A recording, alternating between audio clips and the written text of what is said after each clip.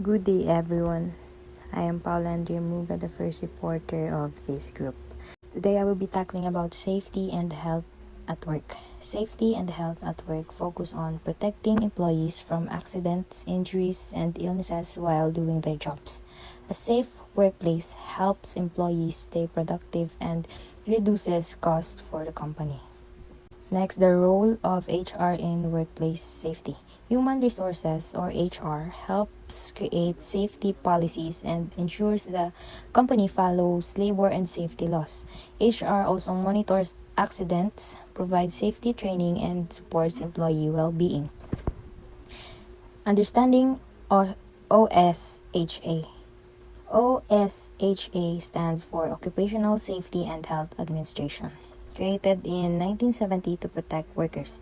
It sets safety standards, provides training, and enforces rules to keep workplaces safe. OSHA Safety Laws. OSHA safety laws require employers to maintain clean walking and working surfaces to prevent slips and falls. They also require proper exits, protect equipment, and machine guards to reduce workplace injuries. EPCRA and Chemical Safety, the Emergency Planning and Community Right to Know Act. EPCRA requires company to prepare for chemical emergencies. It ensures that workers and communities know about hazardous chemicals used in workplace. MSDS, or Material Safety Data Sheet. An MSDS provides detailed information about chemical hazards and safety handling procedures. Employers must share the sheets with employees and emergency responders to prevent accidents. That's all for my part po. Thank you. Hi everyone, I'm Kelly Maureen Calzado, your second reporter. Today I'm talking about OSHA, the agency that keeps workers safe on the job. Okay, so the first slide is about OSHA. That is a US workplace safety group keeping track of how many people get hurt or sick at work and figuring out the incidence rate, the number of issues compared to how much everyone works. So the main point first is they do this to check how safe the workplace is, not to blame anyone, just to fix problems. So the formula is incidence rate equals to number of injuries or illnesses times 200,000 divided by total hours all employees work. The 200,000 is just standard number of OSHA uses. It's the number of hours 100 full-time workers would work in a year, so it makes it easy to compare different workplaces. So what happens next? If this rate is higher than most other companies in the same industry, the HR team or the people who handle employee staff has to set up safety training to make the workplace safer. So next slide. So the next slide is the order or the priorities that OSHA uses to decide which workplaces to check or inspect first. They don't have time to check every place, so they go to the most urgent ones first. So their top priority is the imminent danger. This is the most serious. If a workplace has something that could right now kill or seriously hurt someone, like a broken machine that could crush someone or a room filling with toxic gas, OSHA will come right away. Next is the fatalities and catastrophes. If 3 or more workers get hurt bad or someone dies in one incident, the company has to tell OSHA within 8 hours. So OSHA will come quickly to check what happened so it doesn't happen again. Then, the next is employee compliance. If a worker thinks their workplace is unsafe, they can send a complaint to OSHA and they don't have to put their name on it. So OSHA will check that out to see if the complaint is real. So the last is the referrals or previous violations. If another group tells OSHA a workplace might be unsafe, or if that workplace already got in trouble with OSHA before, OSHA will add them to the list to check. Next, so this slide is focused on penalties and compliance, the core topic covering the consequences of failing to meet required rules or standards and the corresponding financial punishments. Penalties range to $7,000 to $70,000 per violation. This is the base range of financial punishment that an entity will have to pay for each individual instance that they break the relevant compliance rules. Each separate violation carries a fine within this dollar amount. Willful violations. occur when employers knowingly ignore risk, showing blatant indifference. This is the specific, more serious category of violation. This happens when an employer is aware of a safety or regulatory risk related to the compliance rules, but chooses to ignore it entirely, with a clear obvious lack of concern for the potential harm or rule breaker that this causes. These violations typically carry more severe consequences than accidental or unintentional violations. Example: Wood Products Company fined $378,620 for repeat offenses. This is a real-world illustration of how these penalties work. A wood products business received a much larger fine, far above the base $17 to $70 per violation range, because they committed multiple violations rather than a single one. This shows that repeated or severe willful violations can result in total fines that are much higher than their per violation base range. Next, so this slide covers the health hazards and the stress management. So the foundational definition of stress: stress is not an independent state but a physical or mental response triggered by a stressor. A specific event, either happening in the moment or anticipated, that places its demand on the body. These demands can result in either a positive or negative experience for the person. That body reacts accordingly. So the two categories of stress responses is the eustress and distress. Eustress refers to the positive form of stress connected to feelings of fulfillment, motivation, or excitement. For example, the stress of preparing for a personally meaningful promotion or a wedding. Distress refers to the negative form of stress, which is either instantly negative in the moment or lasts a prolonged period of time and can cause physical or emotional strain. So what is HR strategy? So this section outlines actionable workplace-focused solutions from an HR perspective to address work-related stress. These are practical steps an employer can take to reduce employee burnout, including offering flex time, structured wellness initiatives, and restructuring work teams. My next slide is about cumulative trauma disorders, or CDT. So CDT are physical injuries in the fingers, hands, or arms caused by repeated ongoing movements over time, such as regular typing. Example: carpal tunnel syndrome, or CTS. CTS is the most common CDT. Repeated motions like typing put pressure on the median nerve in the wrist, causing pain, numbness, or weakness in the hand and fingers. Prevention: ergonomic furniture, posture awareness, and touchscreens technology. These steps reduce repetitive movement strain. Use ergonomic tools. Keep hands or arms in neutral, low strain position, and use touchscreens to cut back on repetitive typing or clicking. Thank you.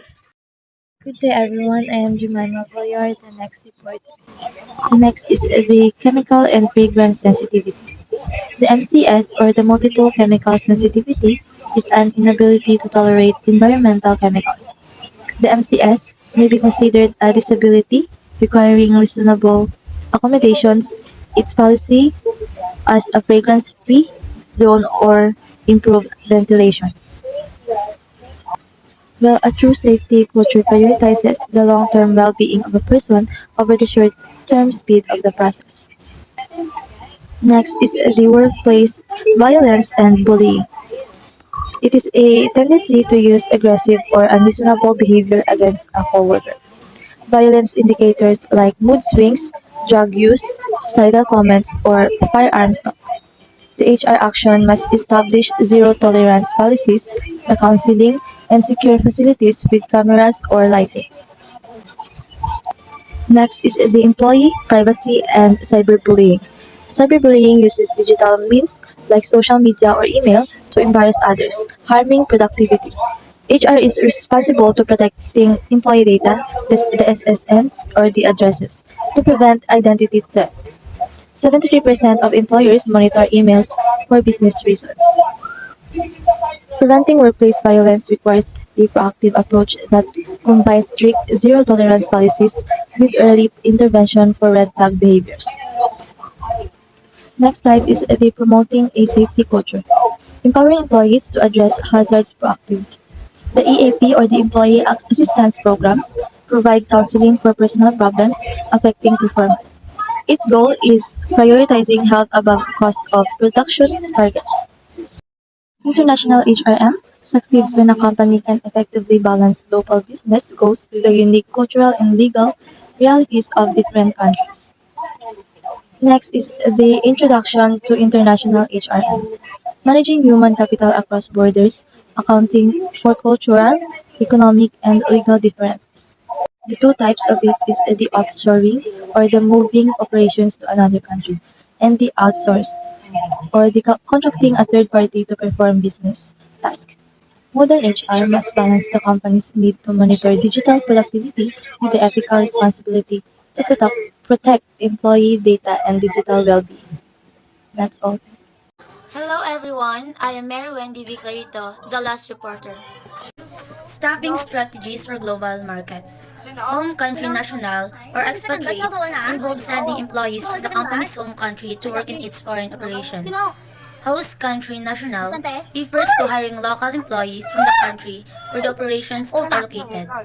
Third country national involves hiring employees who are neither from the home country nor the host country. Each strategy has its own advantages and disadvantages depending on its specific needs and goals of the company. Expatriate success and training. Factors influencing success. Job factors.